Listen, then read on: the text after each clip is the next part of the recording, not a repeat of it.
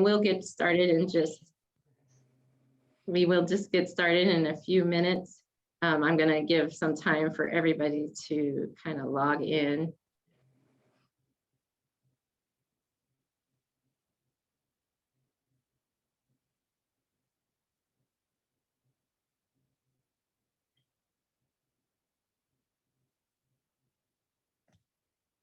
Hi, thank you for joining. If you just joined, I just wanted to let you know we'll be starting in a few minutes, and welcome.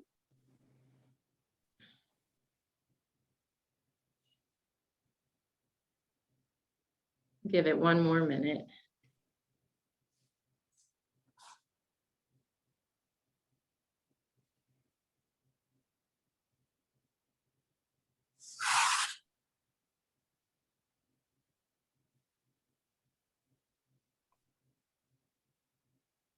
All right, we're going to go ahead and get started. Thanks again for everybody attending today.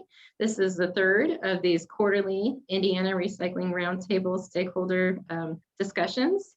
We're happy to have you. I'm going to start out with a few housekeeping notes before we get started with the agenda. So I am Deanna Garner, Recycling Market Development Program Manager for IDEM's Office of Program Support. All microphones are currently muted. We ask you to turn your cameras off during the panel discussions. We will be utilizing the chat feature for questions and comments from participants at today's meeting. If you have a question during the presentation, please use the chat feature.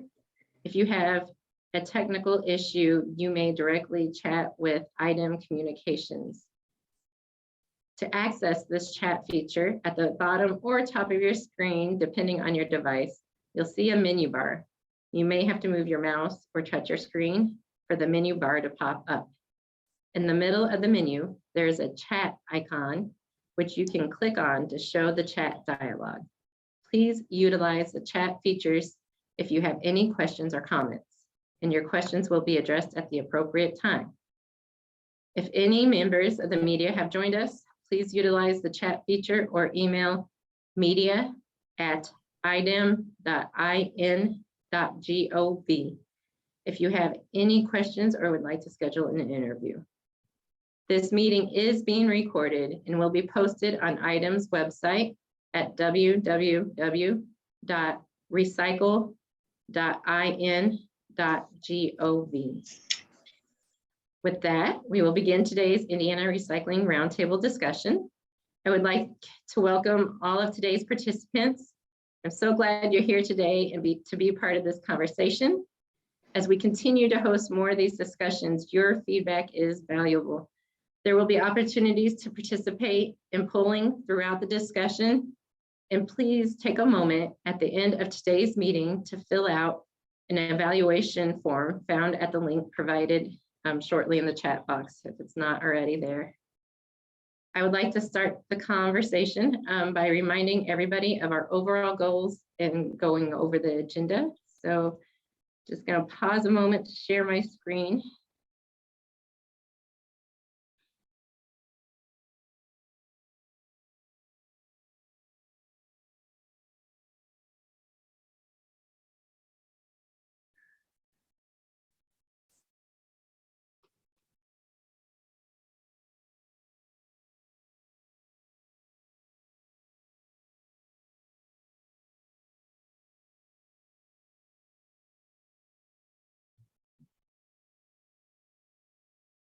So I just wanted to remind people the goals of these discussions are to discuss and identify issues, brainstorm solutions. It says screen sharing has stopped. Can you guys see my screen? Is it full screen? We cannot, Deanna. Okay, let's try again.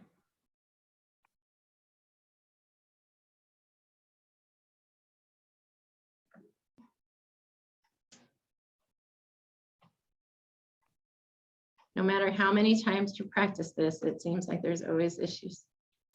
Can you see my screen now? Yes. It's Thank you. It's at Recycling Roundtable discussion goals. Thank you. Yes. So the goals are to discuss and identify issues, brainstorm solutions, share resources to current challenges facing recyclers in Indiana's recycling industry, The purpose here is to facilitate solutions to help Indiana meet its goal of a 50% recycling rate while helping to spur economic growth in the recycling markets. So as mentioned already, that feedback is greatly appreciated throughout the conversation during the polls, as well as filling out the evaluation form at the end so that I can facilitate the best conversations and topics that meet your guys' needs.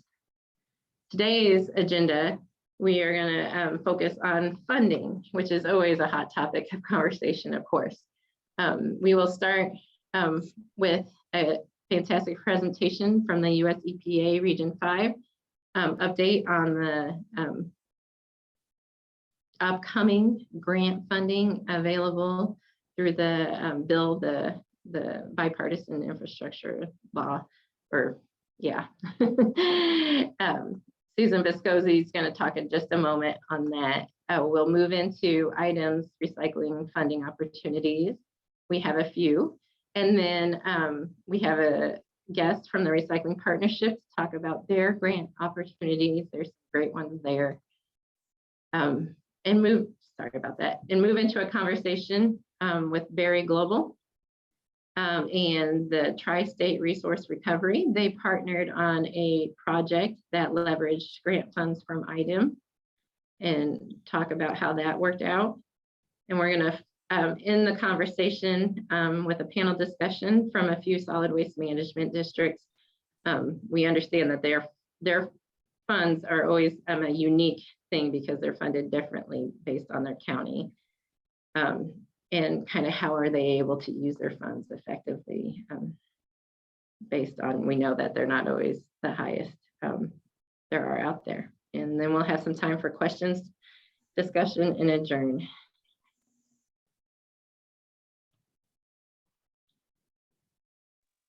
With that, I want to go ahead and introduce Susan Viscosi from US EPA. And you can take it away, introduce yourself, and let's hear about this great grant funding coming up. Sure. Let me see. Let me make sure while I'm still chatting, I'm going to be able to do this, share this presentation. And so you're kind of in the full presentation mode. And then if I do this, we'll go to, that look good, Deanna? It does. Yeah. Cool. All right. Thanks for having me, everyone. It's a great opportunity to kind of speak to so many people, and I'm just appreciate IDEM having me to discuss some of the upcoming grant opportunities that are going to be coming out of EPA. And Deanna had it right perfectly. The bipartisan infrastructure law funding these two opportunities, the solid waste infrastructure for recycling, we're kind of informally calling a SWIFR, and the Consumer Recycling Education and Outreach grant program. I'm not sure if that's going to stick, but that's what I was told at one point, and that's what I'm still calling it. So I'll kind of go over the two differences between these programs and kind of, we're looking for feedback. And I know some of the folks on this call have already given a lot of great feedback to kind of how we can best set up our grant program for the next few years, and really just take in a lot of feedback from the interested stakeholders and potential applicants, like you folks might be. Let me move this. So I guess I just spoke to those points. Also, I'll speak more about this request for information that's out, where you can give more detailed feedback on what we might want to consider when creating the RFAs for these programs. So as you may know, because this is a recycling roundtable and your interest is obviously in recycling, last year EPA released the National Recycling Strategy, which identified the need to implement a circular economy approach to materials management.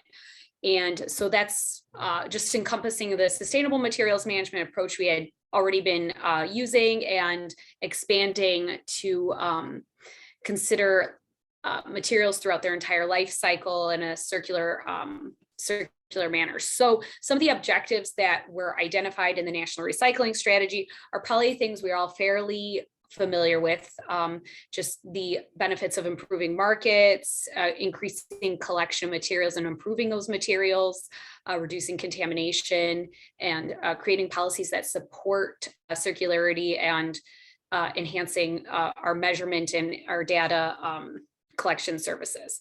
So with that, these two grant programs really, they really aim to get to those objectives of the National Recycling Strategy. So, and they both kind of go at it at different with different approaches. So the Swiffer is looking at infrastructure in particular. And if you may recall the Save Our Seas Act that came out a few years ago that asked us to look at how to reduce some of this post-consumer materials and improve collection and reduce those materials in the environment.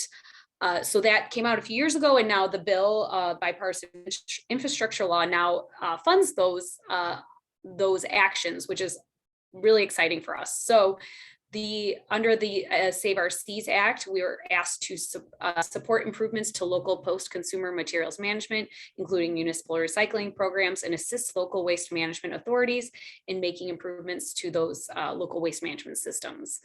It is funded up to $275 million for 5 years. So we're currently looking at how that's going to be expended. I think when this was created, it was considered maybe we would do 55 million a year, but now I think we're playing around with different ideas on how to distribute the funding over 5 years. So that might not be quite correct. So under this as well, this grant opportunity, the eligible entities will be states and tribes and territories, and then subdivisions of those entities. So just as a note, those are what the eligible entities, and that might apply to more people than you would think it might if that's where you fall, like a city, a county, a solid waste district, different folks like that. So that's the Swiffer grant program. I think just for this one and for the next one, we're both, I think, looking to release an RFA in the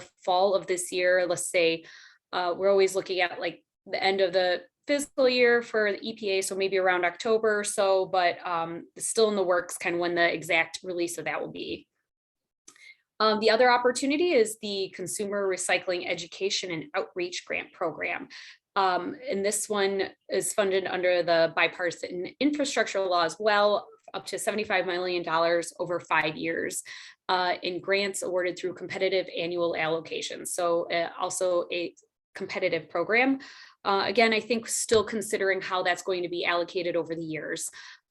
So in this grant program, it's meant to implement public education and outreach activities and improve residential community recycling programs. And so some actions that might happen under this grant program are informing the public about residential or community recycling programs, providing information about those, what materials are accepted in those as part of those programs, and increasing collection and decreasing contamination, and doing that through different public outreach activities like education programs, direct outreach, kind of door-to-door outreach, flyers, internet outreach. There's a long list, and then other actions that could fulfill that could be considered as well. So this grant program is a little different from the other one, where eligible entities include both the states and tribes and those subdivisions, to also include nonprofits and public-private partnerships. So those are kind of general points for the Swiffer and CREO. Right now, so we've been taking a lot of feedback from our interested stakeholders. Like I said, I know there's a couple of folks on this call where we had a kind of an expanded conversation about how to best kind of create these grant programs, and also consider a lot of specific local kind of actions and outreach and work they've already been doing, or what might be like a hurdle for these programs based on just kind of what they see on the ground. So right now there are 2 requests. Well, I'll talk about all the requests for information's open. but there are requests for information for these specific grant programs where we are trying to take your feedback. If you'd like to, add something about different topics, including how the money might be effectively spent. Like I said, over those 5 years, what would maybe be the best sort of way to distribute it? Kind of what are some current barriers to effective recycling systems that you're seeing? This is also a great time with this RFI to give examples of effective projects, initiatives, and infrastructure, because you can give those, say, a website, you can give different materials, background materials, you could give different data and share those things more just in the fullness of their details, so we can really understand what you have found to be effective. What data has been collected and what are your future data needs going to be, and what's some of the most effective infrastructure actions and investments that these grants can address. So that's what we've been talking about with folks. And now, like I said, there's the bigger RFI in the Federal Register that you can also contribute to. So those are open. These are links to those, and you can find them. I guess if this is distributed, that would be fine. Also easily found on our recycling page for EPA. But the comments close for these two grant programs on the 25th of July. And then there's also a RFI open for the development of best practices for collection of batteries to be recycled and voluntary battery labeling guidelines. I know a little bit less about this, but it's also, if you have some of that information and you want to contribute to the RFI, that's some other work we're doing alongside these two grant programs, and that RFI will be closing the 11th of July.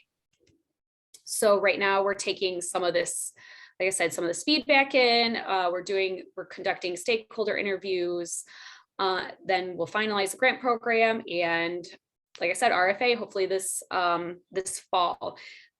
I'm going to say, if you want to have more info, you'd like to have more information, sign up for our newsletter. There's been, I'm on these newsletter lists, and I've gotten so many emails about the RFI. There have been listening sessions that also are taking in feedback. You'll get all the information you need, and I think you'll definitely be up to date if when something's released, or any other kind of outreach that we'll be doing out of the national office. But with that, that's my email. You're always welcome to contact me, and we can always have a discussion. I've had side discussions with stakeholders who really had something they wanted to tell me about this. So feel free to reach out, and if you'd like, and I can take your comments as well to our groups designing these RFAs. So also just one last note, here are all the websites that have come out of that are connected to the bipartisan infrastructure law funding. And they're great, and they really outline it as well, what's happening. And like I said, I didn't talk a lot about the battery work, but there's also an outline of what's happening there. And then, as of the last time I checked, there was still a listening session, I think, for batteries coming up. So, and maybe, I think just that one was left. So if you'd like to check that out, you can have your comments heard via kind of a webinar structure. So that's what I have, and I can take a couple of questions if there's anything in particular. I know, like I said, the RFI is a great way to share those your comments right now. Okay, Susan, I don't see any questions appearing yet in the chat. I had some direct questions, Deanna. Oh, okay. About if the slides will be available. I did mention that the recording will be posted, but there were questions about the slides being available. Yeah, I can do that. I can make a PDF and send it along. That's no problem. Okay. Yeah, so I can do that in a follow-up email with the evaluation to those who are attending today's discussion.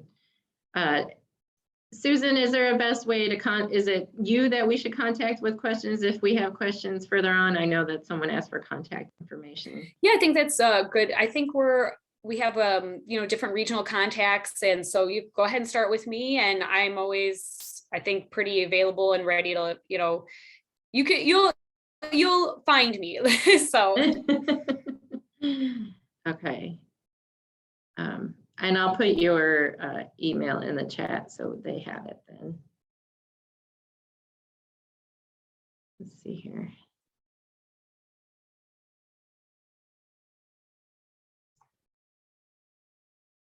All right, just giving it just a second for any other questions to come in.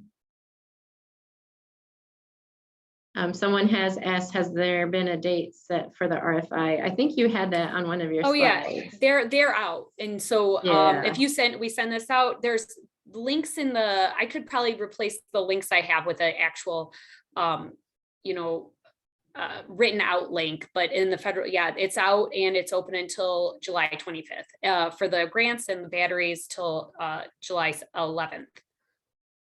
And now if they had meant the RFA, that day we don't have yet. That's No, gonna be like I hopefully said, fall. it's aiming into like the middle of the fall. All right.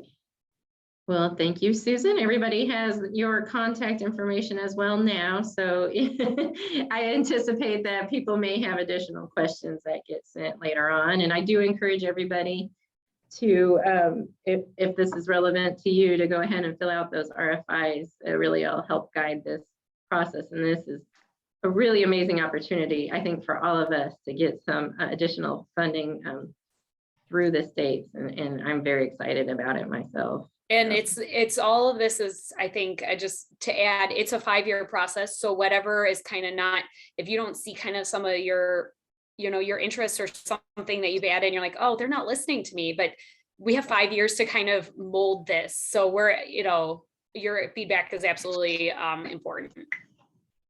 Yeah, thank you, Susan. Yeah, thank you. Here. All right, we are, if I can, Susan, if you can stop sharing. I'm going to share my screen again, and we're going to take a moment to do a poll question. I'm trying a new tool, so everybody bear with me.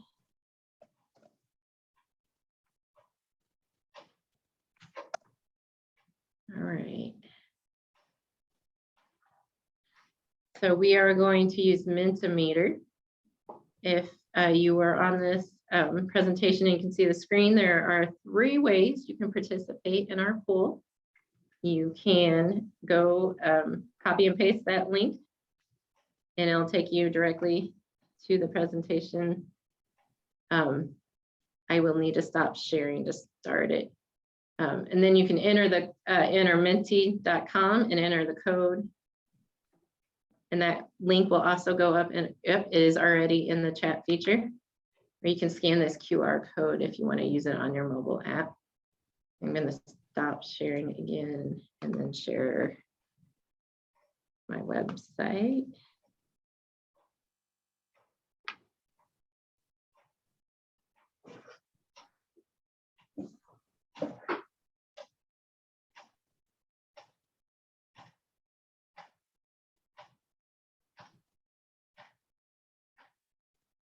Loading, I promise.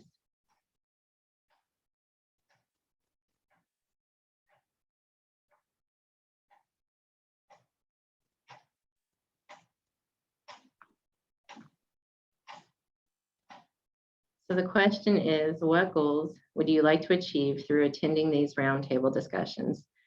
I just want to make sure that I'm touching base with you guys, and we're hitting some of those issues and discussing them and giving you the opportunity to find some solutions through our topics. So I need to share again. Sorry, just a second.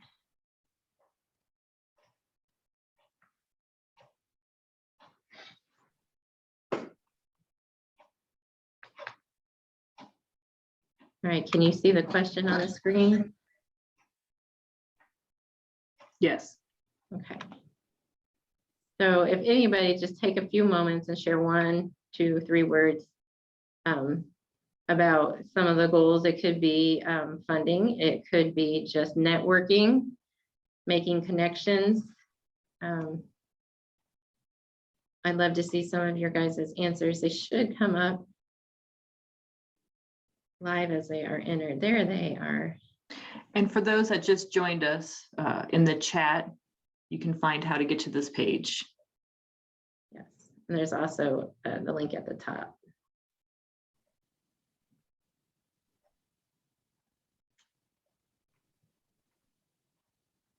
So we have grant opportunities. That definitely is a thing we are going to share a lot of today. New funding sources. Hopefully, like this EPA is a great new funding source that we're going to see in the next roll out in the next 5 years. Networking. I definitely want to try to find solutions to connect you guys together through these as well. Continual improvements, great. Benchmarking. I'm going to take some of these things that you guys are entering and definitely help guide our other conversations. These are going to be a quarterly thing for the foreseeable future. So these feedback is great. Find materials for MERS, great. Public-private opportunities. That's one that our first conversation was actually about public-private opportunities, but I think that that is kind of an ongoing. We'll even talk about it a little bit again today. So I'll give you guys about 10 more seconds, kind of throw in some words there, and then we will keep this presentation moving along. New ideas and processes was in the chat. That's a good one.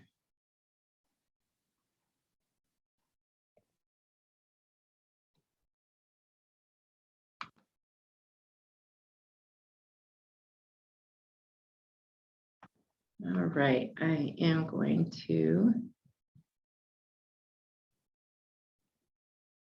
close the voting at this time.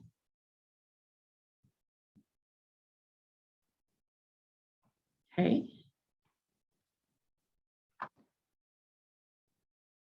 And now we are going to move into item recycling funding opportunities. I'm going to pull up that PowerPoint.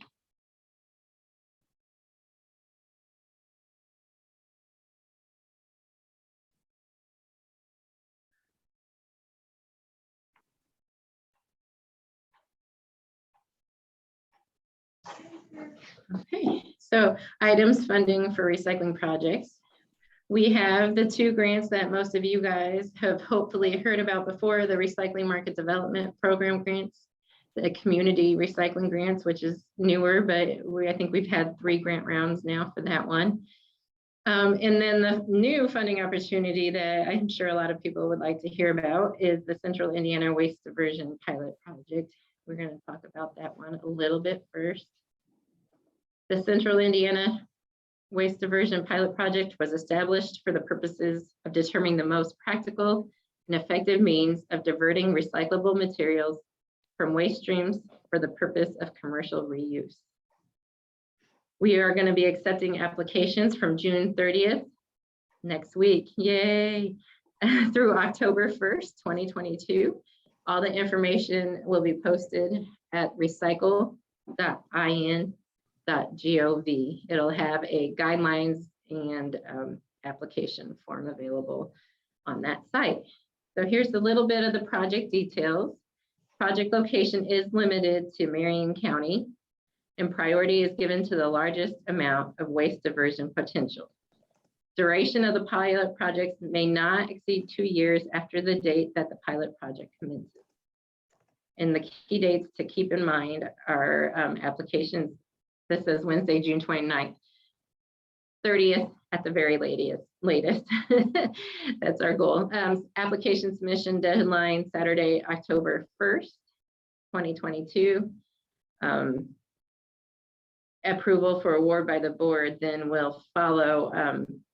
The recommendations actually go to the board by December from item. And then so the following board meeting that is usually scheduled will be the February 2023 board meeting. And then contract approvals, it usually takes 3 months after awarding of funding for contracts to get executed. So we're anticipating June 2023 for projects to commence. Eligible candidates may seek funding up to $4 million. A completed application is required for submission. That is State Form 53076. Those do have to be linked directly to our agency forms page, but that link will be provided within the documents found on the web page on recycle.in.gov. You will also need to submit quotes for services and equipment. This is for anything beyond, quotes for service and equipment. Proof of funding for project costs beyond the awarded project amount, and supporting documents, including letters of support, partnership agreements, project flow diagrams, location maps, any of these as they apply to your project. Other funding considerations: an applicant must demonstrate direct connectivity and diversion of valuable raw material for procurement to Indiana based in markets as a commodity. Other considerations as we review these is the amount and type of material to be diverted, economic development results, infrastructure expansion, and the feasibility of expansion of the projects throughout Indiana. We're going to go ahead and move on to our next funding opportunity. If you guys do have questions regarding the Central Indiana Waste Diversion Pilot Project, go ahead and put them in the chat. And before we move on to the next segment, we will see if we have some time to answer those questions. The next program that we offer is the Community Recycling Grant Program. And I'm going to ask Jennifer Hellriegel, who's been here helping me co-host. So welcome, Jennifer, to the program. And she is our now Community Recycling Grant Program Manager. And she's going to talk a little bit about those grants. Thank you, Diana. Thank you, Deanna. Hi, everyone. I say if you will forward to the next one for me. That was random. So thank you. Yes, so the Community Recycling Grant Program, our aim is to assist communities' efforts to increase recycling through new or expanded projects. And we will be accepting applications in September of 2022.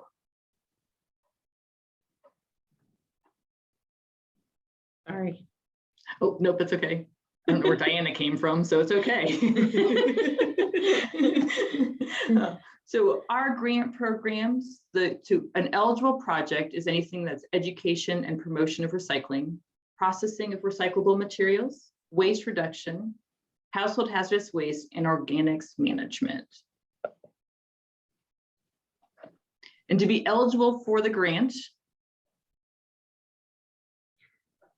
are solid waste management districts, counties, towns, cities, and municipalities, schools and universities, and nonprofit organizations operating in the state of Indiana. So for the Community Recycling Grant Program, the funding and match requirements are applicants can request funding from $1,000 to $100,000, and a 25% cash match is required. Submissions for the Community Recycling Grant Program must include community recycling. So we have a state form as well. So our state form is 56847, and you can find it on our forms page. Or you can email me and I can send it directly to you if you have any problems with it. We'll also need quotes or other proof of pricing for all items, grant or match funding, proof of funding for the entire cost of the project.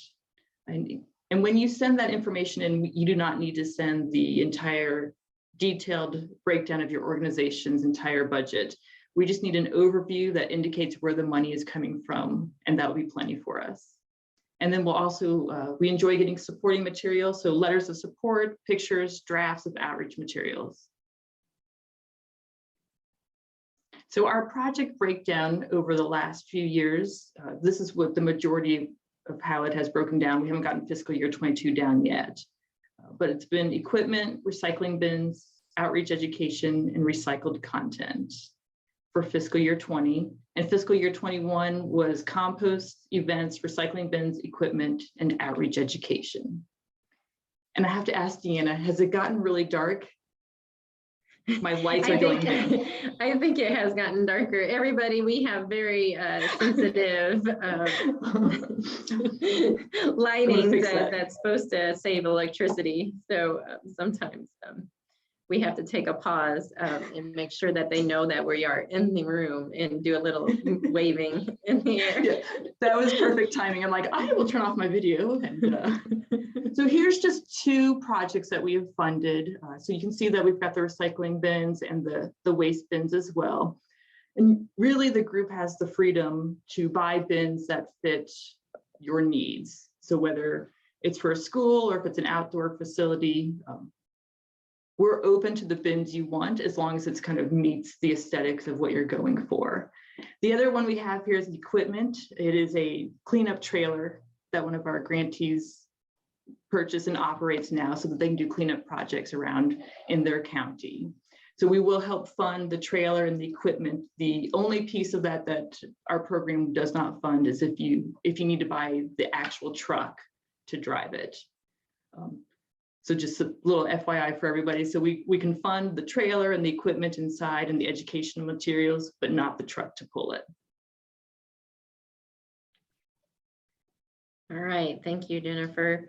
It's the quick brief overview. We will take questions at the end of the entire kind of packet of information we're providing you about the grants. So I'll move on to the Recycling Market Development Program. And it has been promoting, well, its mission is to promote, excuse me, let me start over. Its mission is to promote innovative projects to make Indiana a leader in recycling and waste education. It was established in the early 1990s.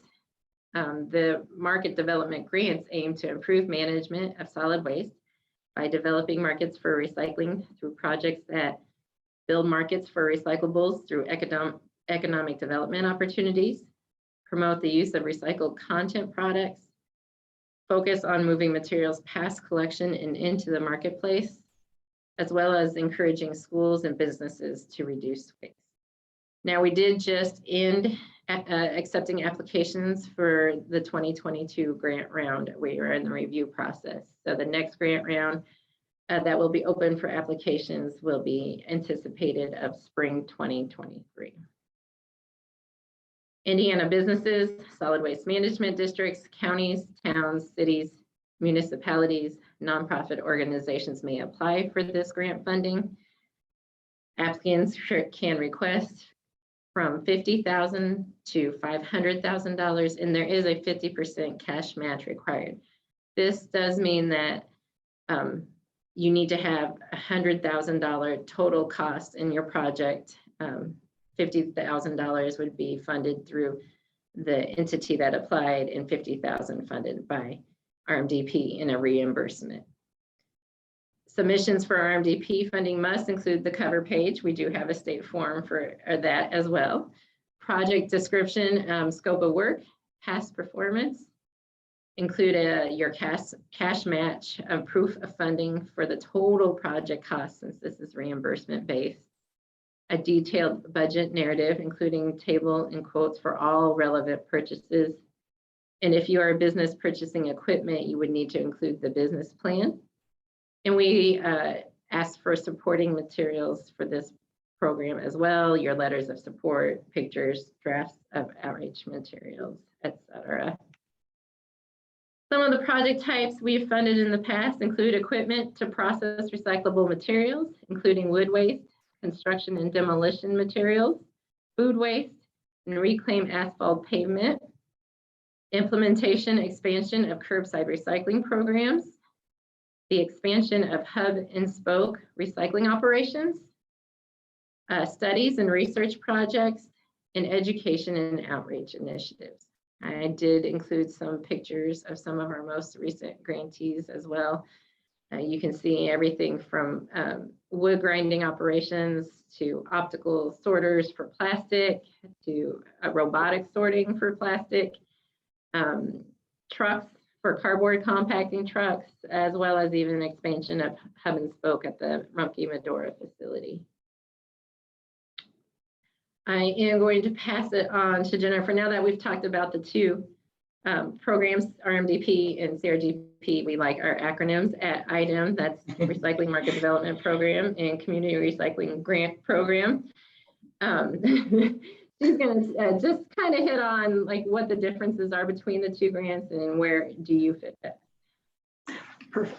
So you can have a recycling market development and a community recycling grant at the exact same time. So you can have both at the same time. Within each program, you can only have one open grant at a time. So if you currently have a community recycling grant program and it's not going to be closed by the time of the next grant round, when you wouldn't be able to apply for one at the same time.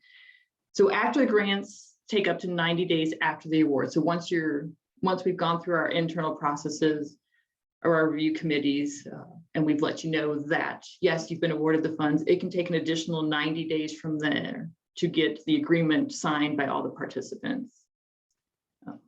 So it does take a bit of time to get the award announcement for the legal agreement to be executed. Grant terms are 12 months from the execution date. And the next part we're going to talk about is if the recycling market development or the community recycling grant program is the right fit for your organization.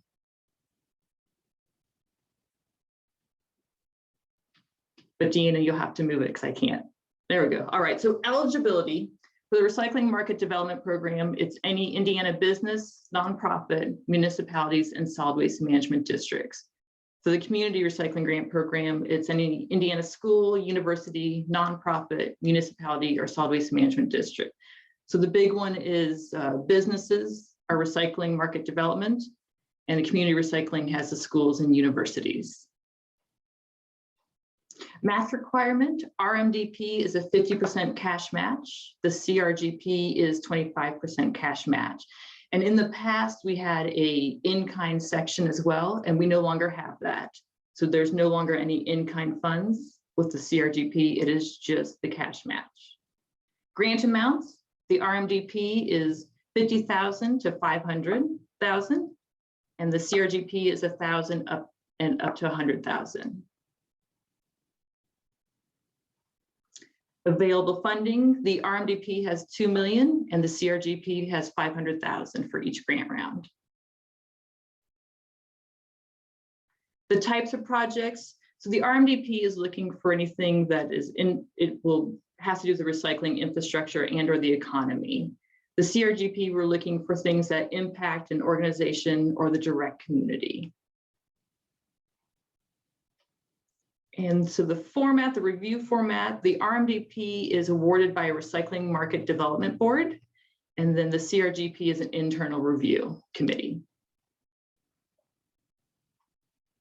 And the application method is, so I've got a question popped up, is a proposal for the RMDP, and the CRGP is an application. So the little difference between the two of them.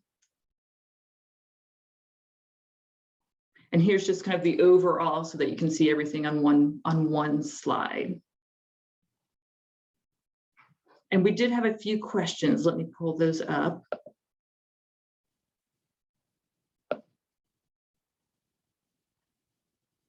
Okay, so the first one is about the in-kind on the community grant recycling. So it's just cash. It's we no longer have the in-kind portion of it moving forward.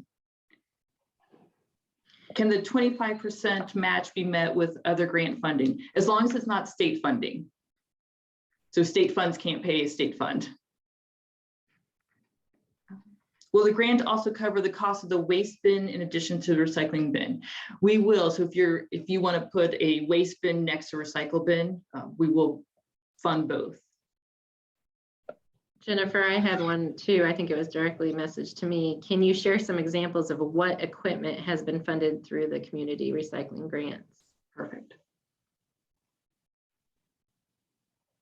Hold on.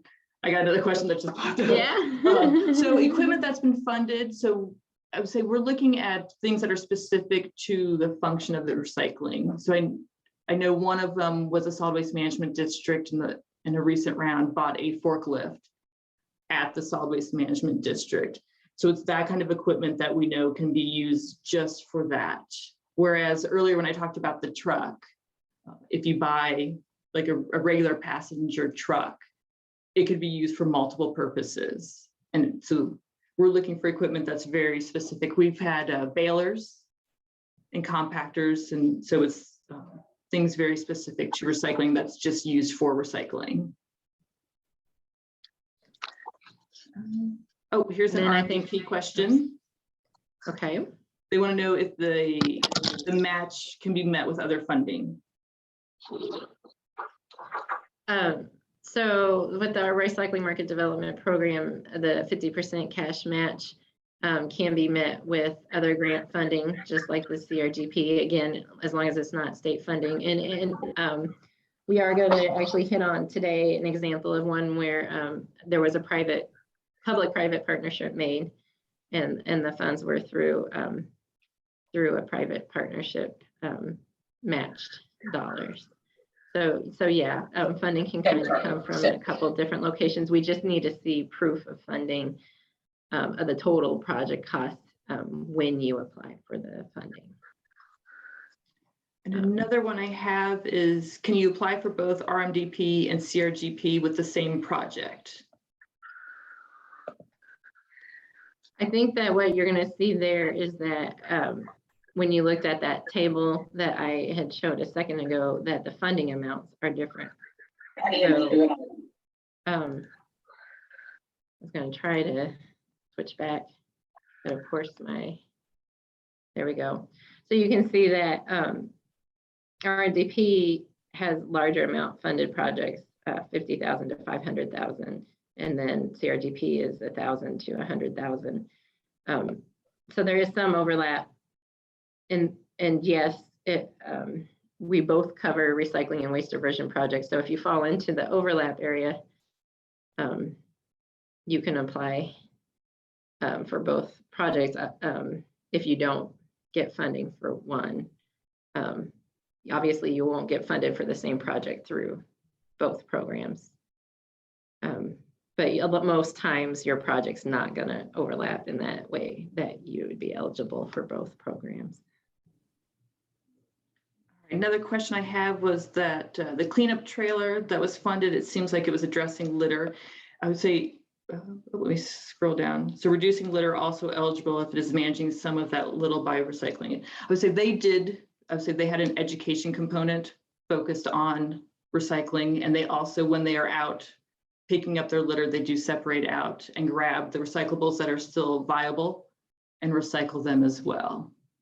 And so there was more to their project. I was just showing the trailer for the image of it. So it does pick up litter, but it also is recycling quite a bit of what they can. And then they had an education component with it as well that was focused on recycling. I have a couple direct messages as well. Does the nonprofit have to be a 501c3 or can it be an association? Great question, Jesse. I don't know if I have that answer. It may be something I need to follow up on, and will respond when I send out evaluations. I can include that answer. My first impression is that it just needs to be a nonprofit. I believe that we can fund associations.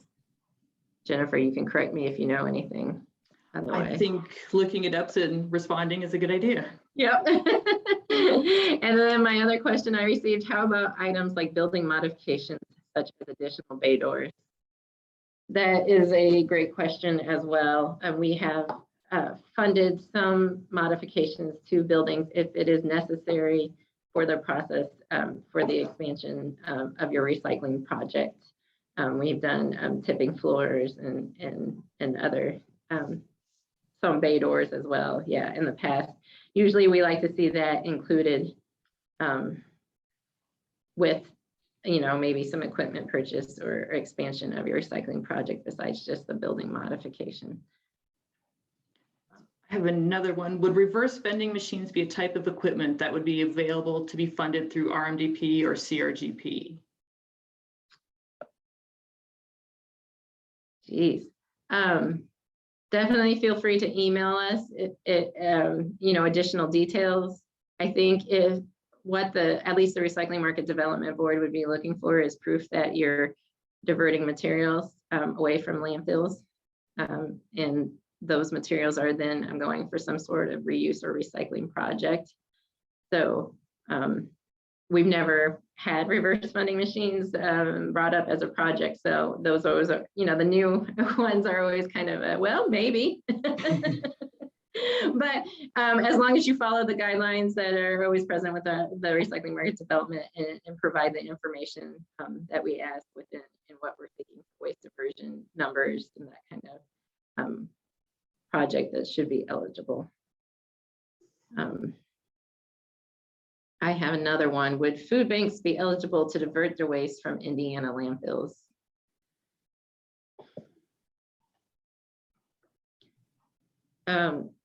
That's a great question too. Food banks obviously are reuse and donation based programs versus a clear like diverting municipal solid waste from landfills. With recycling market development programs, in our guidelines, you'll see our evaluation metrics. And the first one that scores heavily into it is a diverting municipal solid waste from landfills. For the purpose of recycling. So it is eligible. You just have to, again, show numbers and reuse and waste diversion. They don't score as, they usually just don't score as heavily as some of the other projects. Okay. Deanna, how many questions do you have? I've got about 4. I think I'm done with the questions I have. I know we have a hand raised as well. Yes. Okay. So one question I had was if the biodigester would fall under the parameters of the CRGP. It would, I would say, depending on the project. So it's one of those things. Definitely contact me, and we can talk about it and see if it would fall within the application. And the application's online right now. If you want to take a look at it.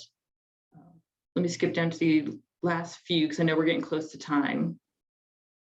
Okay, so one question is, does the nonprofit need to be based in Indiana, or can it just perform work there?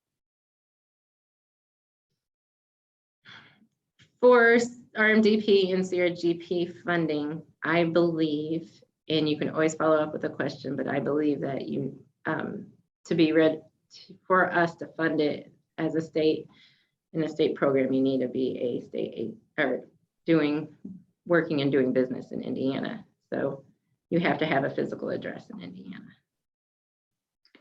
And then there's a question about how detailed is the application for the CRGP compared to the RMDP? The proposal for the RMDP is quite detailed. So the CRGP has detailed questions in it as well. It's more of a plug and fill where we ask for you to kind of follow the script and fill it out. And so I would say it's got details in it. It's just set up in a different way.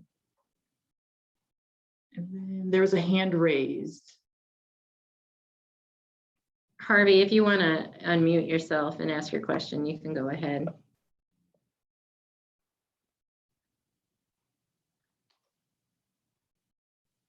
I don't know. Hi, Harvey. that was actually I'll put on the video. That was my question, because I know how detailed the market development board ones are. But I have something in mind for the community one, but I don't know. I haven't seen that application, so I don't know. Yeah, I would say that the application for the CRGP, we ask a question and then there's a block for you to fill it out. So it's very much a question and an answer, a question and an answer. Okay. Sorry, I didn't notice that the hand raised. No, I didn't know it. I didn't realize I had it on either, but that's okay. Thank you. Yeah. It's good to see everybody, by the way. Good to see you too, Harvey. Okay, so we have one more question and then I think we're at time, and it is, can funding from cities go towards the CRGP? It can. So the funding can. So definitely reach out. We can discuss that in more details if you have more questions. But Deanna, I'm going to turn it back over to you. All right, For thanks. the next section. Yeah, my final comment, and obviously we had a lot of questions, and I love that. So hopefully we see lots of awesome applications this year and next year. You may have noticed a lot of times we encourage you to reach out to us if you have any questions or just even want to talk to us about how to present your project in your application, or if the application seems eligible, how to best frame your project for best funding opportunities, reach out to Jennifer or I directly. We really encourage that. So then you're not ending up submitting something that wouldn't be eligible along the way. So we're here to help you. We want to see everybody get funding if possible. Unfortunately, there is a limit to how much funding we do have, but other than that, apply away. Thanks. So our next presenter that we're going to have today, we're going to talk a little about some additional grant opportunities from the Recycling Partnership. We have presenter Vincent Luray. I need to stop sharing my screen. It does many great things across the nation. I'm sure Vincent's going to talk a little bit about what they do, but they have some really nice grant opportunities that can also be leveraged with our grant funding opportunities. So go ahead, Vincent. All right, hi everyone. I'm going to share my screen. So Deanna, that's coming through. Yes, I can see tiny slides on the left. I don't know if that's. Oh, but you're not getting, okay. Let me, sorry, y'all. I just closed PowerPoint for no good reason. All right, I'm coming right back. I just clicked on the wrong X. So in the meantime, hello everyone. My name is Vincent Luray. I'm a grant development manager here at the Recycling Partnership. And we should be able to go to slideshow from beginning. And now I should be able to share that screen. All right, how's that? That's perfect. Okay, super. Okay, sorry about that, everyone. So I'm a grant development manager here at the Recycling Partnership, and I'm just going to walk y'all through some of the grant opportunities we have. And then I guess we'll take questions at the end is what it sounds like. And you can either put those in the chat to me directly or to either Deanna or the IDEM Communications. So just real fast, the Recycling Partnership, we're a national nonprofit, and we try to put ourselves at the center of the sort of the recycling economy. So we work with everyone you see on this picture, whether as funders, whether as grantees, whether as strategic partners, and we are kind of pre-competitive. So we try to bring everyone to the table and then find solutions to problems in our recycling industry. So first, I'm going to start with our bread and butter. So we have residential curbside cart grants. These are for communities who are looking to start new curbside programs or expand existing programs. Expansion can mean going from a bin or a bag program to a cart. It could mean going from an opt-in program to universal, meaning just everyone is automatically included in the recycling program. It could mean maybe like only certain areas have recycling, you'd like to expand that service area. So things like that. We have funding up to $15 per cart. So if you imagine a recycling cart, a residential one is maybe on average $60. It's kind of a 25% rebate. And we have technical assistance and the design for education outreach materials. And we have some in-kind valuations, but we also have grant funding for $1 per household. So just to make the math really easy, say if you were going to cart 10,000 households, if funded, that could be up to $160,000, 15 per cart and 1 per household for all 10,000. We have an RFP that's available on an ongoing basis. We do grants all year long. It's what we do. And we are designed to align with state grants. So you just heard about 2. And I was the person continuing to ask about like if cash grants can be matched by other organizations. We've worked with communities in Michigan, for example, that between their state grants and ours, they're able to get their carts completely paid for. I'd love to do some work like that here in Indiana as well. And there's a link here, so you'll get all these slides here in just a little bit. Just real fast, I felt like I'd be remiss not to talk about it, but why invest in cart-based recycling? At least for residential, it's more efficient than bins. It allows you to move away from a manual collection. There's growing public demand for recycling, so if you're going to provide it, it may as well be efficient and effective. Citizens see recycling as a clear sign of their community's commitments. I'm sure a lot of you have heard that. And then finally, sort of residential recycling is critical to meeting sustainability goals. A lot of our funders have sustainable packaging goals that can't be met by the current rate of recycling. So that we're trying to grow it everywhere and just really improve the circular economy. And here are just some more advantages: decreased disposal costs, smaller collection staff, or if you certainly keep as many as your staff as you can, and move them into collecting other things, whether it's e-waste, whether it's yard waste, whether it's whatever it is. More efficient routes, and a big one that we've seen has been decreased workers' compensation claims, whether you're running your own fleet or have contractors. Using a semi-automated cart-based program has been shown to decrease those labor costs. And then finally, just some quick stats for you. Here is the performance data in pounds per household per year of a bunch of different container types. So you'll see bins have 360 average pounds per household per year across the United States. Bags are below that at 325. And then carts have at the highest performance rate at 459, which is very close to a combination. But then the collection efficiencies are higher with just carts rather than doing combos. So that's why we really push carts.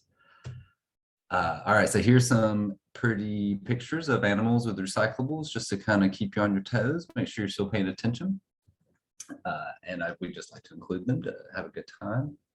And then, so we also provide, or actually I'm going to keep it here for a second, just to say that curbside is sort of our standard grant. That is our bread and butter, but we are exploring other avenues for kind of residential infrastructure, whether it's to support hub and spoke, whether it's to support drop off or multifamily granting.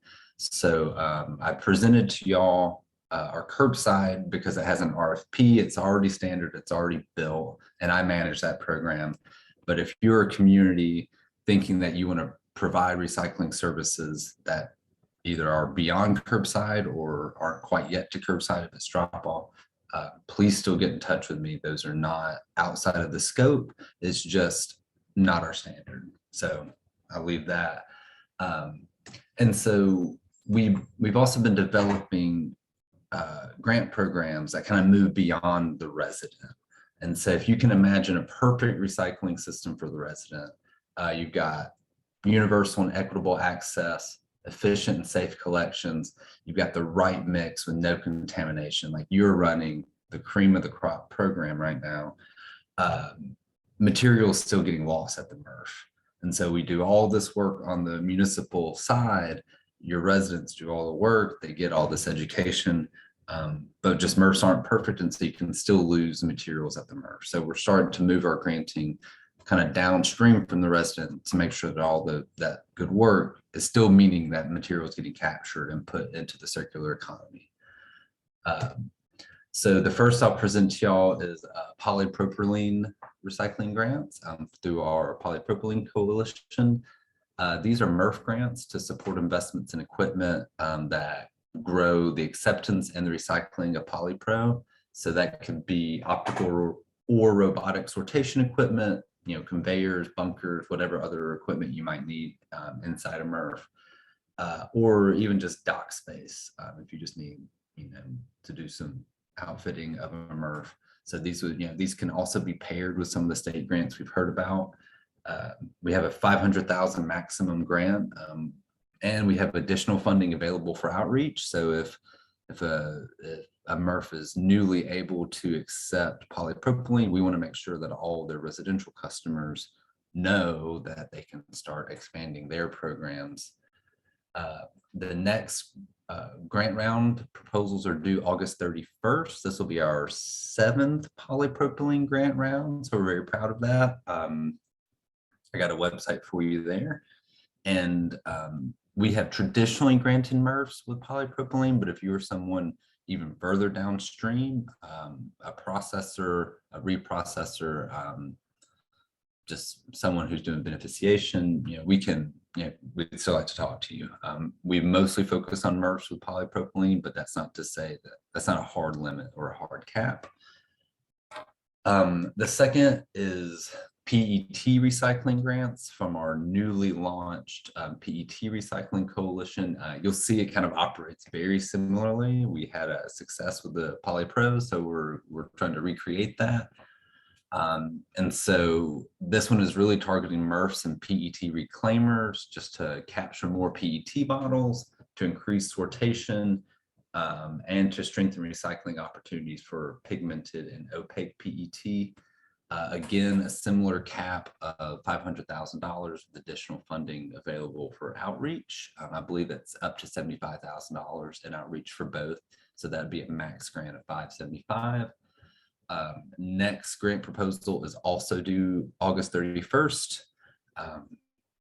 And there's your website. And so you can imagine a MRF might apply for both, and then their local communities in that MRF shed could also apply for carts. And then all of a sudden we're moving sort of a whole MRF shed, trying to move the needle. So we very much love to pair our grants either with the state or just with each other. And so just something to consider.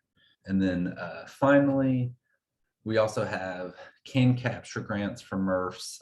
So these were to support investment in equipment to grow the capture of aluminum cans. Despite how recyclable they are, sometimes they still get lost in the MRF. That's a maximum grant of $75,000.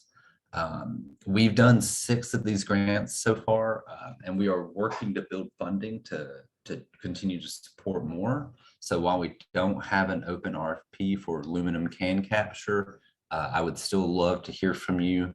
The more that we hear from folks wanting grants like this, the easier it is to tell that story to our funders and to try to grow the fund to support that those grant investments. And then finally, making grants go further with free education resources. One thing we talk about a lot at the partnership is the first thing a resident needs is access and the infrastructure. To recycle, you have to have the equipment to do so, but to recycle well, you need the education and the outreach. You need to know how to do it. You need to know the ins and outs. You need to have clear communication. And so we really don't like to leave just infrastructure alone. We really like to pair it with education and outreach, so that's getting your most bang for your buck. And so I'm just going to quickly walk through a few resources for you, and then we'll get back to questions for granting. But we have free anti-contamination kits and resources for curbside and drop-off. This will basically walk you through our Feet on the Street campaign, basically top to bottom. It'll give you everything you need to run an anti-contamination campaign. We have online campaign builders, which you can go in, create an account, and just design using our template materials for your community. Or for your MRF shed, depending on, or for your hauling customers, just depending on who's doing the outreach in your community. So it could be informational cards, oops tags and mailers. This is what some of the outputs could look like. So this is based off of our template. These are free to y'all. And then just a few other online tools that you can find on our website. And so I went really quick because I thought we might have questions, and I tend to talk too much. So I'd love to open it up for questions. I see there's a hand raised, and I can kind of review back. But sort of the main thing is we've got residential curbside cart granting. We've got granting to capture PET and polypropylene, and there's no cash match necessarily, except that we don't fund the cash match is just the rest of the cost of the program, so we can't fund everything. And yeah, we'd love to work with any and every Indiana community, MRF, reprocessor that we can. Okay, so sorry if that was too fast. Love to take questions if y'all have them. Well, Vincent, it does look like we have that hand raised. Shelby Nichter, do you have a question you want to unmute yourself and ask?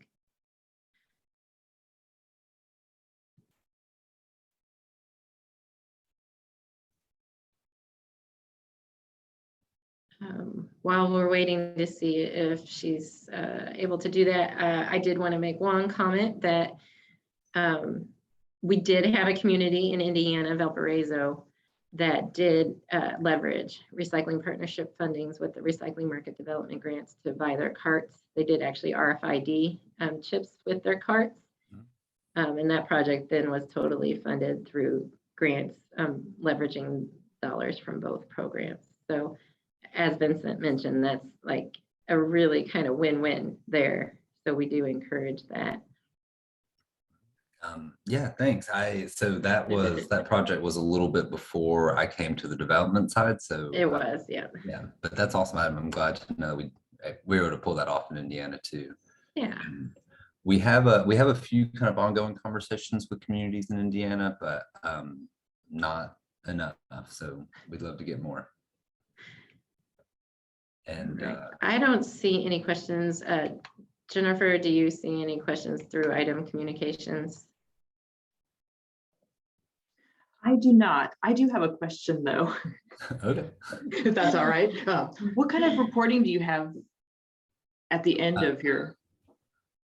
Yeah, great question. So for municipalities and local governments, it's super straightforward. It is monthly solid waste and recycling tonnage for a year before implementation and a year after. We only ask for it quarterly, and so it's really like solid waste tons managed, recycling tons managed, and number of households. We have a templated form, and that is so that we can sort of brag about the community, brag about our grants, and it helps us to grow more opportunities. So we're a data-centric organization. So that's what we ask for the reporting on the residential side. For MRF grantees through either the polypropylene or the PET coalition, it is we ask for throughput at the MRF, which communities you're working with, and what your capture rate of those two specific commodities are before and after. So again, our reporting is not meant to be onerous. It's just we want those kind of few top line pieces of data to make the case for our grant funding to our funders. But yeah, it's usually just one spreadsheet asked for quarterly. Okay. There is a question that came in. Are nonprofits able to apply for recycling partnership grants? If a nonprofit is running and managing a collection program, yes. If you're working with education outreach, probably be more of a valued, trusted partner. So it is a standard that the community itself, whether they collect themselves or contract out their collections, our standard is for local governments to apply for the residential cart program, and for the MRFs themselves to apply, or reprocessors to apply for the other two coalition fundings. But it's not a hard no. So yeah, if you're supporting or running a program and are interested in purchasing carts for a community or for residents, then absolutely you're welcome to apply. Okay, I received a question as well. This says, can you give a for instance of what you could do out in the country rather than in a city town? So I think let me make sure I understand that question. Like, how could our grants support like a more rural recycling program? And so this is from C. Williams is what I have on mine. So if that person wants to also clarify what their question directly is, but my guess is like you support municipalities, but sometimes at the county level, those unconsolidated areas. Oh, yeah. So it's really any local government. Doesn't have to be a city or municipality. Sometimes I apologize. I just default to municipality. But a county is certainly welcome to apply, whether they are providing curbside or drop-off service. So it's like I said earlier, it's not our standard, but I would love to talk to a community who is working on either starting a drop-off program, improving a drop-off program. So that could be something like, instead of having, source separated bins at a drop-off, we could support a program with compaction. It really drives down your freight cost to move those recyclables, and it makes the flow through of your drop-off site a lot better and safer, so residents aren't parking and walking back and forth with their cans here, their bottles there, their paper there. So that's the type of work we can, that's one example of like an infrastructure improvement project we could support in a rural area, or even just in an unincorporated area. Or it could also be, we've run anti-contamination programs at drop-offs and have surveys built and information to help a local program like know what their residents need from that site, what their expectations are, what they think they can recycle. And so that's something else you can do just to continue to inform your residents about your recycling program, even at a drop-off. So yeah, that's two for instances. I'm sure we can come up with more if we had a little bit more time. That's great. Thanks, Vincent. I think we are right at the time frame where we're ready to transition. If you guys have additional questions, I'm sure that we can provide some contact information in our follow-ups, and or you can reach out to me and I can get you connected as well. All right, thanks. Thanks. Okay, I am going to share my screen again. It is time to poll you. I'm trying to, instead of just asking all the questions at the end, kind of intersperse my questions for you throughout our presentation or discussion today. So I am going to ask you to go to menti.com again. And the code you would type once you go to menti.com will be 50377413. It should now be at the top of your screen that I am sharing, where you can go to answer the question. And I have thrown out here some rank and order topics you most want to see addressed at future recycling roundtable discussions. I have provided solutions for hard to recycle materials, circular economy, education and outreach, material flow. So for instance, what is the path for paper or other recyclable material from the manufacturer to consumer, back to the manufacturer? Specifically, maybe we could highlight something in Indiana. Advanced or chemical recycling, and then other. If you have other as another topic that is not listed here, please also utilize our chat feature in Zoom so that I know what other topics you guys would like to see addressed in future conversations. So you should be able to go ahead and start ranking those, and we will see the results live. So I'll give you a few minutes to provide some answers.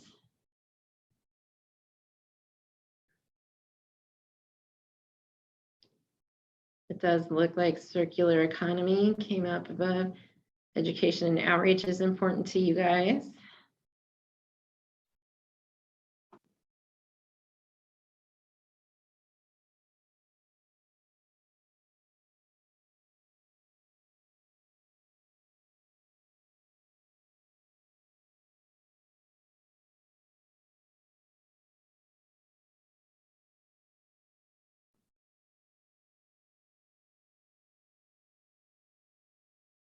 Okay.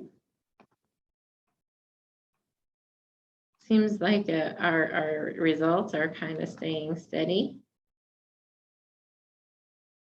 I'll give you about 10 more seconds and we'll go ahead and close the voting and go on to the next. No other topics mentioned in chat. Keep in mind that if you have other or would like to see a different topic addressed, maybe you want to see provide us to provide a better networking opportunity or more breakout sessions, you know, go ahead and write a comment on that one.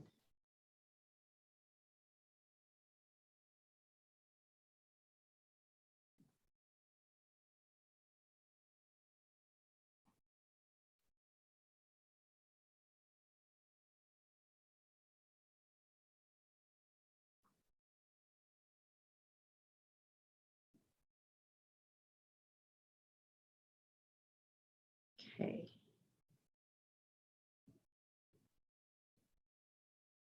I'm going to actually go ahead and just stop sharing my screen and I'm going to leave the voting open. So if you guys are still providing some rankings there, then you can go ahead and keep doing that.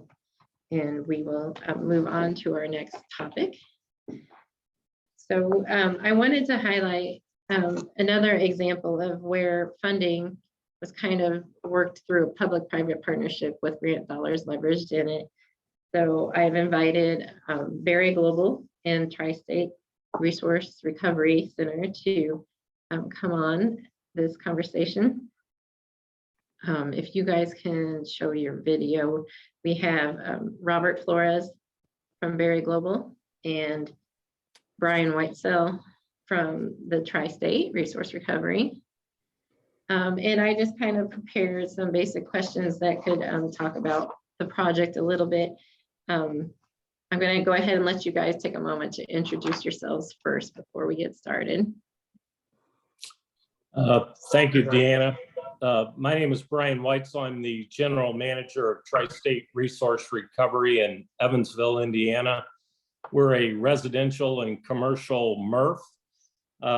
Been in business since 1994, which just happened to coincide with the initiation of the first curbside program in the city of Evansville. So I appreciate being here today, and Deanna and everybody at IDEM, thank you for hosting these roundtables. I think I've been a part of each and every one of them thus far, and very beneficial, so thank you. Hi, I'm Rob Flores, Vice President of Sustainability here at Berry Global. If you're not familiar with us, we're a large converter of plastic packaging and engineered materials. We're headquartered here in Evansville, Indiana, and we're a large producer in Evansville of polypropylene No. 5 drink cups and other items as well. But Evansville accepts polypropylene for recycling, but from having a great relationship with Brian and Tri-State, I happen to know that those items, once they got to the MRF, were being landfilled. And so kind of, I don't know, maybe this is going to get to one of Deanna's questions, actually. I guess it does. But just in terms of background, you know, recognizing that and given our relationship with Tri-State, basically that kind of got me thinking about, well, what can we do to get polypropylene recycled locally? So I don't want to get ahead of the whole Q&A, but that's just some quick background. So my next question was the first part I think we got there. Can you tell me a brief overview of the project that you partnered on and that you utilized recycling market development grant funding? Since you gave that little brief overview, I'm going to also ask kind of how did you come up with the idea to partner on this project as well, if you want to talk about that partnership a little bit. Well, maybe I'll start with that portion of it, Rob, first, and then you can follow up if that's all right.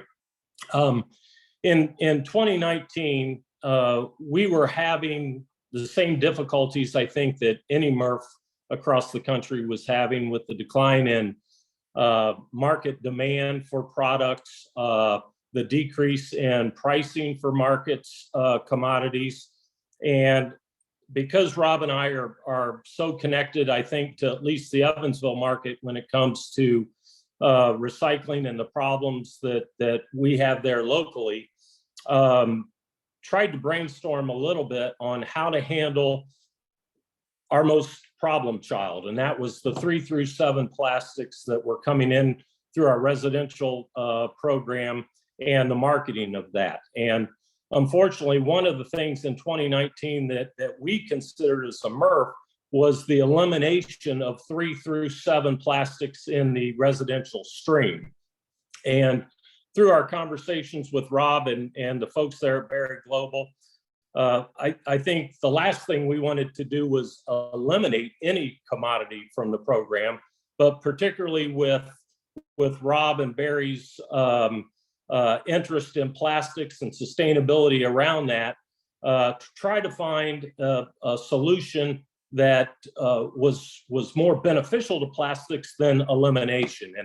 And one of the things as our conversations evolved was, what were the opportunities around more efficient and more identification of those 3 through 7 plastics to keep them in the stream and find some homes for them. And the most logical solution was robotic sortation. And through some of Rob's connections and expertise on the global market with that, we kind of settled on robotics versus any other type of solution for those particular plastics. And as you do some of the research, we found that the number 5 polypropylenes was about half of the total generation of the 3 through 7. So about 50% of all the 3 through 7s that came through our facility, 50% of that was the polypropylenes. And as Rob will talk in a little bit, polypropylene is a very important commodity and product for their business. And so in the next year or so, we identified the IDEM grant through the Recycling Market Development Grant as an opportunity to go out and find some funding for that. And then with the benefit of the match through Berry Global, we were able to put that program together and go after what essentially landed on AMP Robotics as the manufacturer of the system that we put into place. Our research and Rob's connections there kind of took us to what we considered the leading manufacturer in that type of solution. And we're able to put that in place about a year ago, May of 2021. And in the last year or so that it's been in operation, we've had some great successes with it. And I'll talk to that in a little bit, but I'll let Rob expand on that if he's got anything to add to how we got there. Well, I think Brian said it really well, but just to kind of expand on, when you think about polypropylene sortation, polypropylene, as a plastics guy, I can tell you polypropylene, polyethylene, polystyrene, to a human, these look alike. It's not like bottles, where with bottles, 96% of bottles are either PET or high density. So when you know that, you say, well, PET bottles are mostly clear and high density bottles are either natural or colored. A manual person, a human, can sort those based on appearance. Polypropylene, the average person cannot sort those based on appearance. So that really got us into, this kind of artificial intelligence, what kind of, advanced sorting technology can be used. And, I would always say in the early days of this kind of, what are we going to do for Evansville? Because we're not the biggest city, right? We're not New York City. New York City has near infrared optical sortation, and that makes a lot of sense for New York City or San Francisco. Maybe it makes sense for Indianapolis once they have universal curbside collection. But for Evansville, we knew that didn't make sense. And that's why, as Brian mentioned, once I found out about AMP Robotics and robotic sortation, and I won't say once I first found out about them, they came along, right? They had a lot of years of kind of R&D and getting better at what they did, and the price coming down. And it kind of got to that point where I said, Brian, you should really look into this. And he said, well, Rob, that's really nice, but I'm not just going to do that on my own. He was pretty tough with me. Brian was really tough with me. Brian, you gotta be tough to be in the MRF business. So Brian was really tough with me. Well, But like we said, we have a good relationship. We talk all the time. So we eventually, we did figure it out, and due to the fact that Brian is a not-for-profit, which really helped this situation for Barry. And then the fact that we had the item grant out there, basically the short of it is that Barry was able to donate the cash half to Tri-State, and then IDEM was able to match that. And I don't want to say Tri-State didn't do anything, because Tri-State, one, you have to operate it on a daily basis, but then two, as we went in, Brian, I want you to talk about you can say it better than I can, but basically you did have to do a lot of the other infrastructure type work to support it as well. It's not like everything was just delivered to you with a ribbon on it. yeah, and so a couple things about that as Rob opened up. The difficulty in manual sortation in a 1 through 7 plastic stream that's coming in, the 1s and the 2s are very easily identifiable. It's once you get into the 3 through 7s that become a difficulty part for manual sortation. And particularly when you get into the polypropylenes and you've got smaller containers versus the larger HDPE containers, it becomes very difficult for the labor force to be able to identify that. And then from an efficiency standpoint, it becomes very difficult to take the time to stop and try to look at the bottom of a container to make sure that you are picking a number 5 in relation to some other product. So this has made us much more efficient.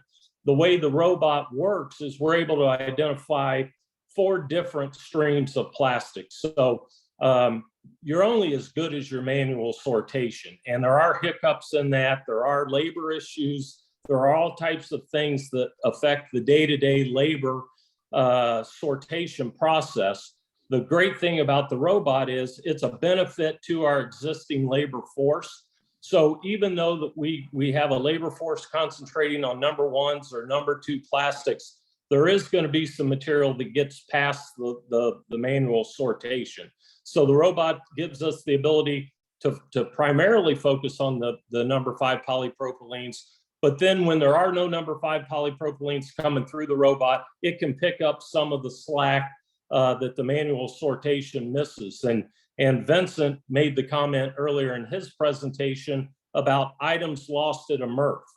And I think the general perception is from the public standpoint, if materials are going into a MRF, they're getting sorted and they're getting recycled.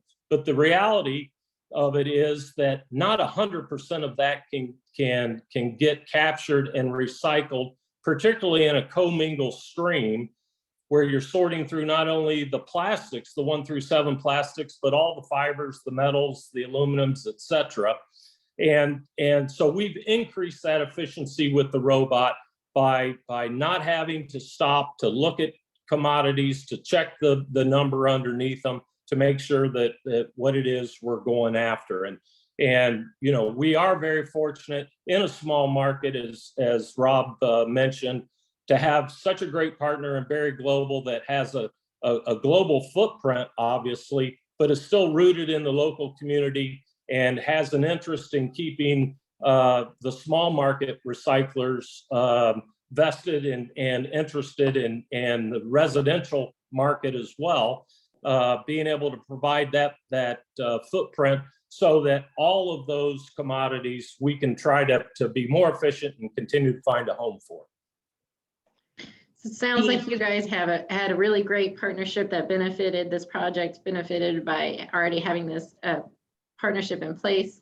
And you were able to leverage grant dollars on top of that to be able to make this project happen, which is really great to see. I think it's a great example for everybody to hear about. We are running short on time. Is there any other results of the project that you wanted to share with us today?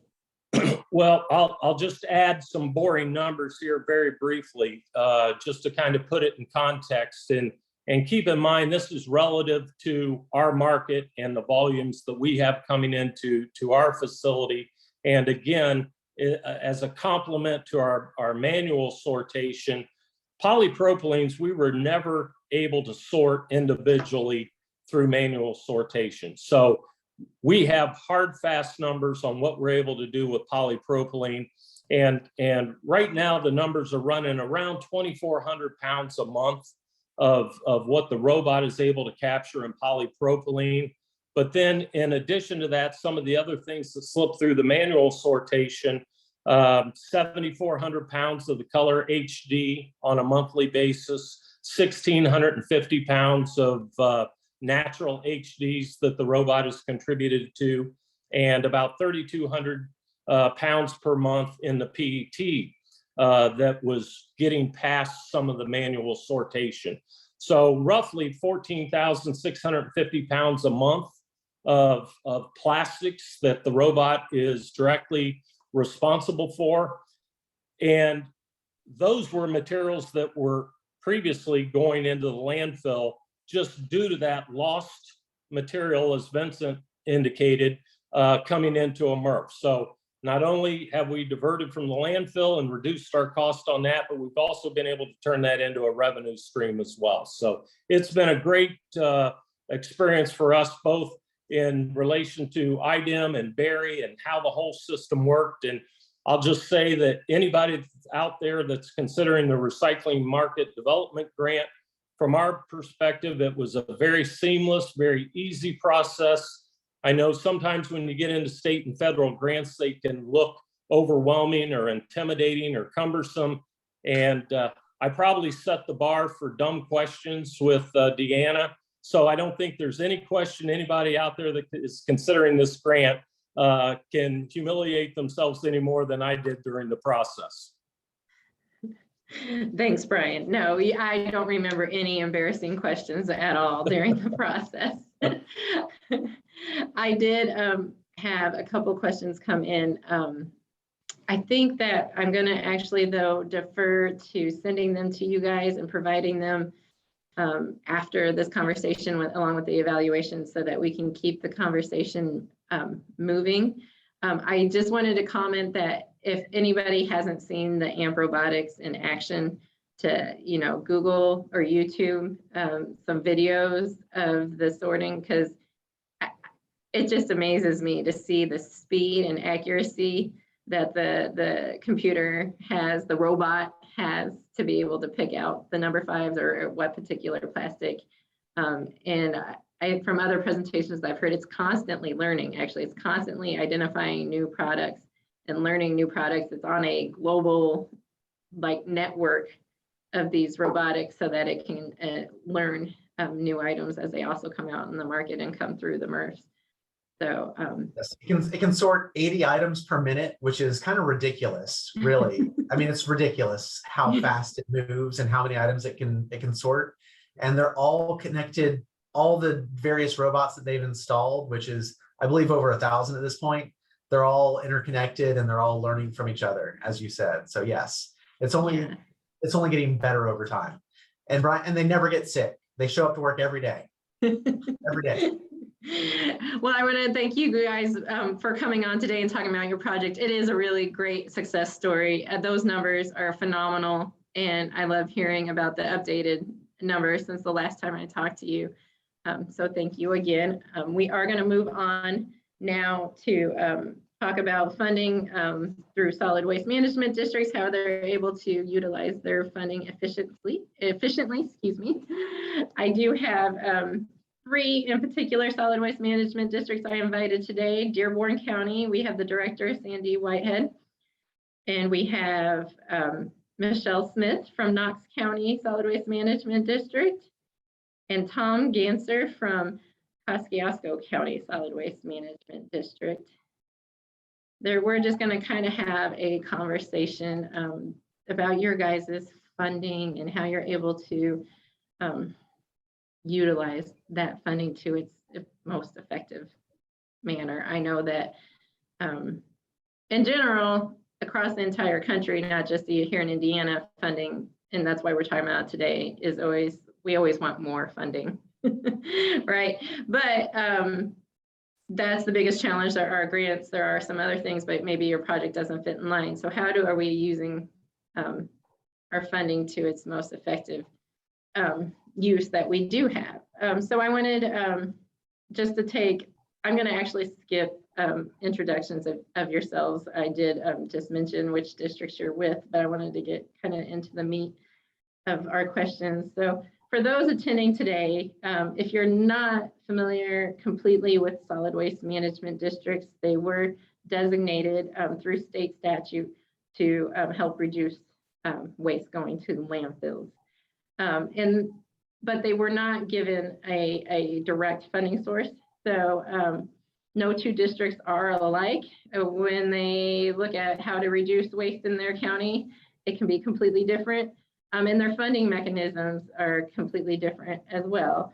So I was going to ask each one of you to take a moment and to provide us with how your district receives its funding. Well, I'll go ahead and step up. Again, my name is Tom Ganser, and we are 100% funded through host fees from a local landfill. So I'm one of the, I guess, blessed districts where we don't have to go back into either a billing situation and or a tax-based issue. There is a door that's open for us from previous when they started the program up, that there is some tax base available if I would ever need it. But at this point in time, we are fully funded by that host fee agreements. I'll go next. Michelle Smith from Knox County. Knox County's it's been interesting. Currently, we are funded solely by a user fee. And that user fee was established in 2003. And it is actually, we do have a partnership with the county, and they do the billing of that user fee for us on the property tax bill. And it was in 2003, it was $15 per year per resident or business. And just finally last year, after 18 years, my board voted to bump it to $20 per year. So yeah, our funding's pretty limited. But before that, when the district was established in the 90s, we also were initially funded by tipping fees from the landfill. And then when our landfill closed in 1999, the county funded us briefly, really maybe a year or two. And they said, whoa, nope, I'm not anymore. You need to find your own funding. So that's where that user fee came from. So we're completely self-funded that way. My county hasn't offered us any money. So way to go, Tom. So I'm Sandy Whitehead, and I'm the director at Dearborn County Solid Waste, and we are funded by a tax levy. So we do also charge some fees for some of our items that we accept for recycling, like tires, refrigerated appliances, and televisions, but we could not operate unless we had our tax levy. So yeah. Thanks, guys. We also charge for a few items too, like televisions. We used to do tires. And then once we started charging, people didn't want to pay us for it. So we stopped doing that program because we couldn't fund it unless, the public started to pay. So we do some of those things like tires. A lot of our tire stores will take them for a small fee. So we just let people take them there. So. Right. Yeah, I guess all three of us are the same. I hate to interrupt, but Sandy brought up a great point. We also charge for a lot of items to subsidize the program. And I know, Deanna, that was a question that you had fielded before with this, but in order, especially we're third party for our drop-off sites for pickup of those sites. So with the recycle industry going through sword and then the pandemic, we certainly saw some rates triple and quadruple for pickup of just the general recycling. So we have resorted back to on some of the HHW and other programs, pushing that back to the residents at or below cost, but it's still enough to subsidize the program moving forward. Yeah, that does go to one of the points I was going to ask, how with increased, obviously you all have different funding structures. As I mentioned, no two district is alike, clearly. No, not at all. Clearly. And then, you look at counties that are funded through the tax base, it depends on population. It really, if that's a benefit or somewhat, and then you're reliant on your county commissioners and others to either look at those rates, increase those rates. Michelle mentioned that as well with the user fee. I know those can remain stagnant. It's really hard to get those increases because the cost of things are tripling, quadrupling, as you guys mentioned. So with the funding that you guys get, can you kind of provide the different services that you're able to provide based on kind of, I know it's different on your needs of your county, based on the needs of your, the population size, the resources available, locality of MRFs nearby, different things like that, and infrastructure available. Can you discuss then again, like what kind of services each one of you provide, maybe some differences between your counties as well? Yeah. Sure. So well, I'll go first, if you guys don't mind. So we're very fortunate, first of all, that we have quite a large property that we operate on. And our property, I just checked this for today. I knew it was coming up soon, but of course we had to borrow money. We had to have a loan on our property and it will be paid off in 2 years. So that's pretty awesome. We've been at this facility since 2004. We have 5 acres and 6 buildings, which allows us to offer more services. We do have 17 employees, 7 part-time and 10 full-time. So the variety of services that we offer, we actually pick up from small businesses, about 200 small businesses and schools in Dearborn County. We use pickup trucks and box trucks to do that. We have 14 24/7 drop-off locations for source separated recycling around the county. We have a drive-through here at our facility. That's one of our buildings that and that's how we utilize that. That drive-through is open 37 hours a week. We collect besides regular general recycling, we collect household hazardous waste, we collect batteries, compact fluorescents, and electronic devices. Other services that we offer include, we have a reuse area. So, we're not only supposed to recycle, but we're supposed to reuse things. So we have quite a diverse reuse program. We have an area called Creation Station that's open to nonprofit groups in the county. And we provide supplies, things that are donated from other residents in the county. But we provide supplies to 4-H groups, Girl Scouts, teachers, any nonprofit organization can benefit from it. We also have a reprom program where we have about 1,000 formal dresses that anyone can come in and bring a dress and trade it in for a new dress. We do the same kind of thing with a costume swap. So in the month of October, we offer Halloween costumes for anyone who would like to bring one in or give a donation, and they can get a new Halloween costume. We do process some of our own recyclables to go back to that aspect. We have a processing facility that we bale our own corrugated cardboard, mixed paper, sorted or white office paper.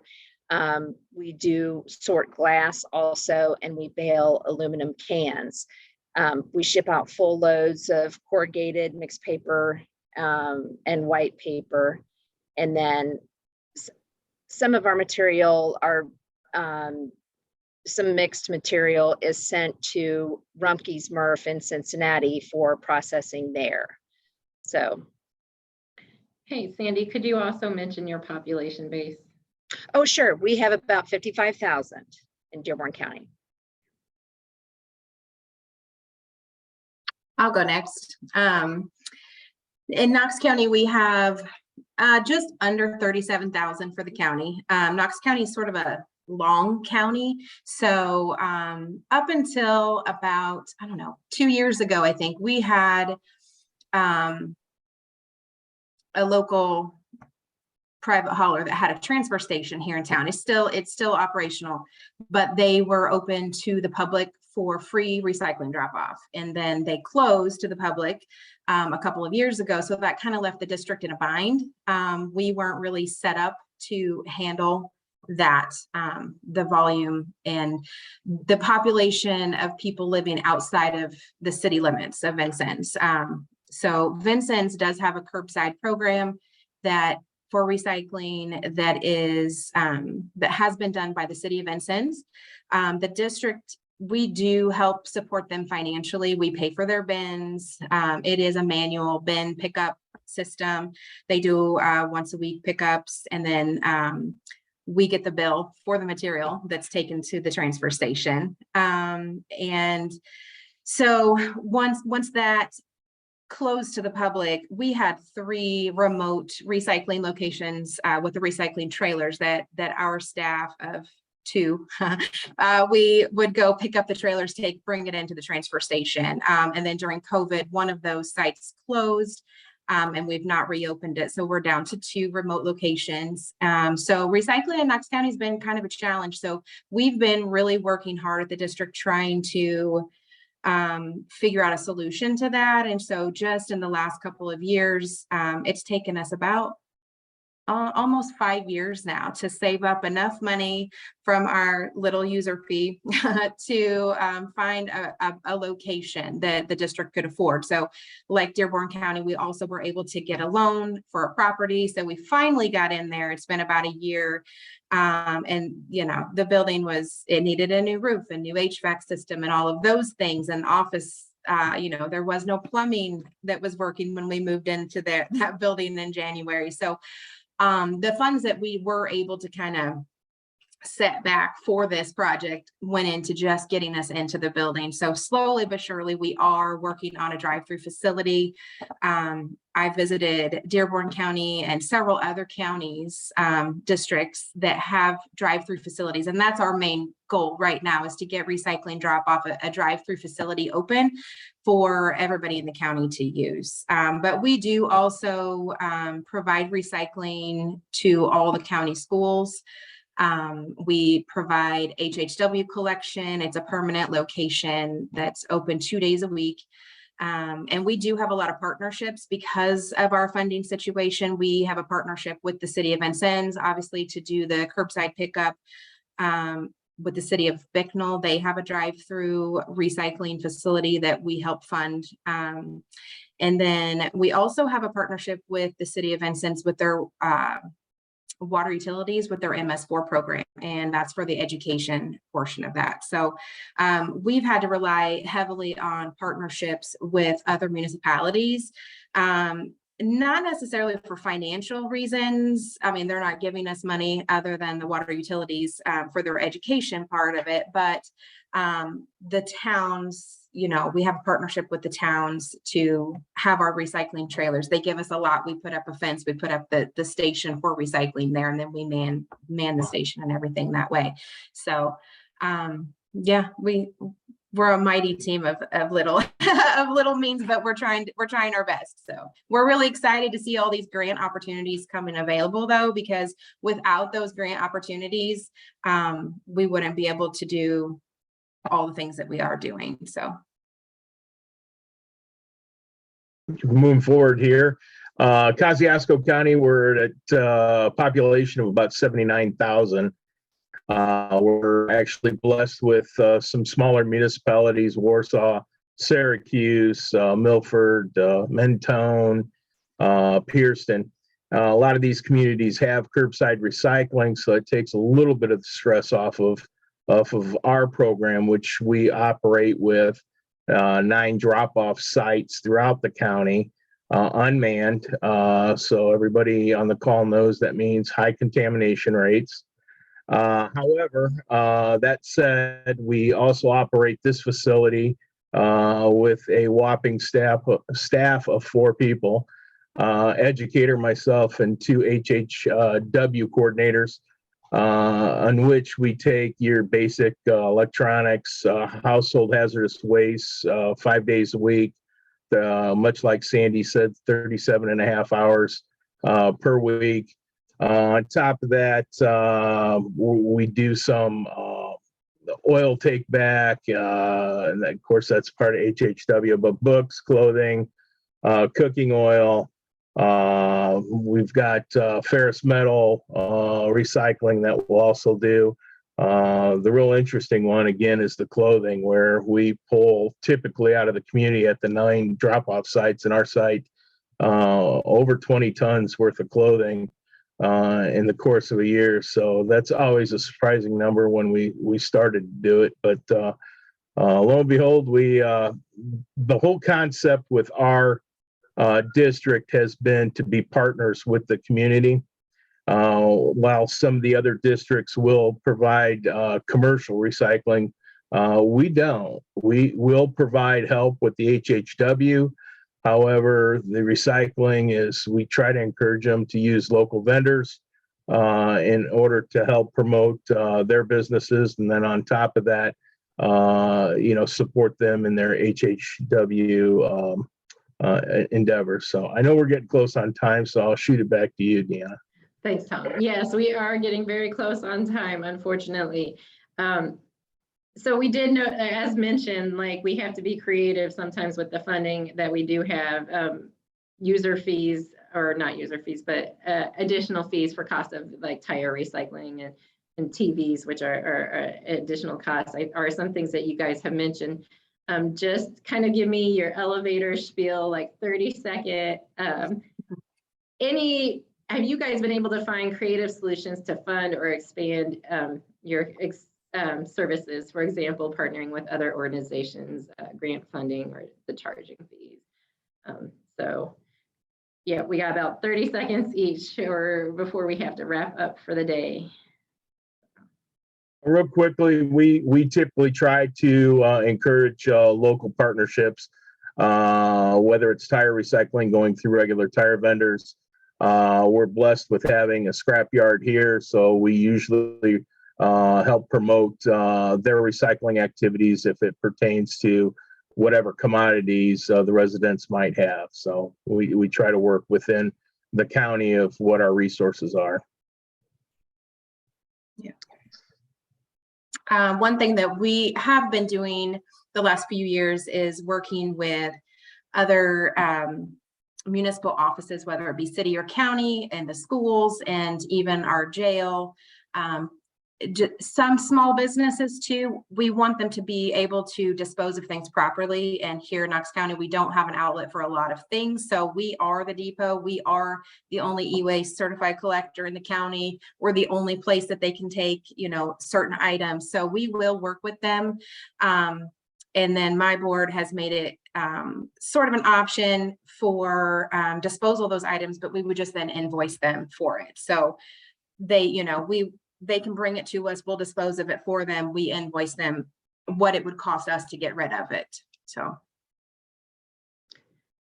Dearborn County has been fortunate or unfortunate, I guess, however you would like to look at it.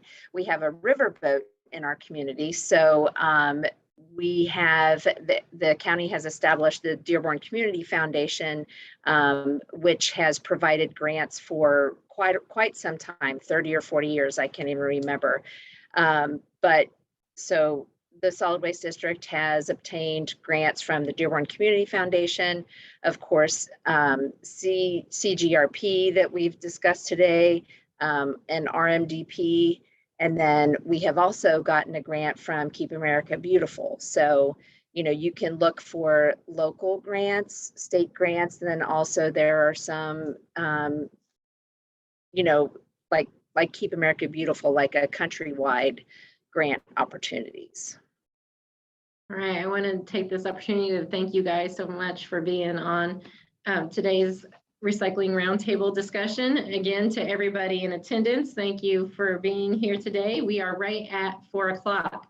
If you did have any last minute questions that we did not get to be able to ask, throw them into the chat real quick before you log off, or send me an email, rmdpgrants@idem.in.gov, and I will make sure some of those questions get answered, and we'll send out an email with the evaluation from this today's discussion. Again, there is a link also in the chat feature for evaluations. It takes just 5 minutes. Click on it right now and fill that out for me, and that helps us guide our future discussions. With that, again, thanks everybody for being on the call today. Have a great day. Thanks again.